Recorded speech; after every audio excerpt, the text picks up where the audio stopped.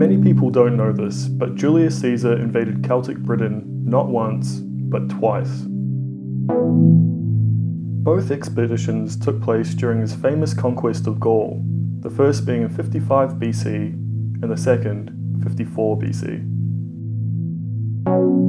It's not certain exactly why Caesar went to Britain.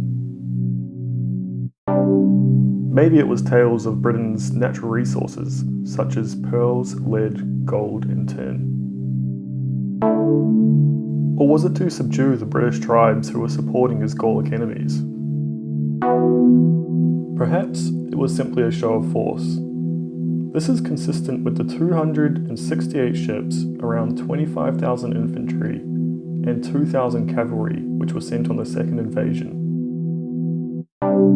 Caesar's first expedition of only around 10,000 men is said to have landed at modern-day Pegwell Bay, Kent. Celtic bards tell the story of a battle taking place, with a British king besting Julius Caesar in single combat. It was sung that Caesar used a poison blade, giving him the nickname Caesar the Treacherous. Caesar himself tells a different story. He tells the story of a contested beach landing, extensive diplomatic relations, and the notoriously tragic British weather.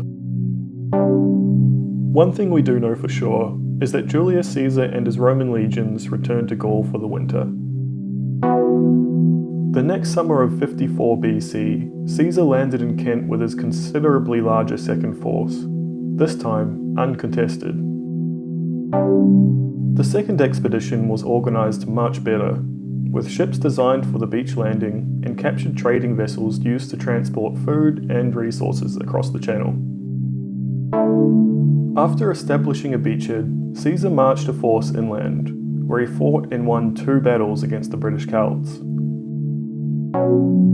Although it may be hard to call these battles victories, as the British Celts were employing guerrilla warfare tactics.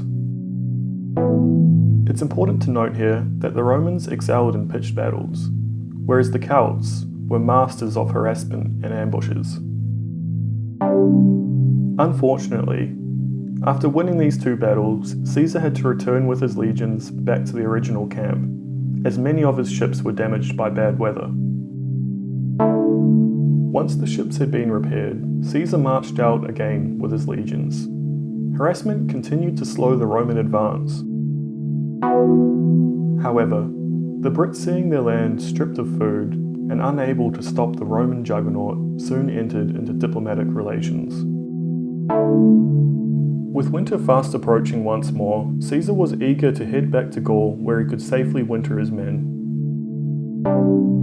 In the end, he settled for hostages and an annual tribute from the tribes, as well as organising peace in the area. Then he returned to Gaul with his legions.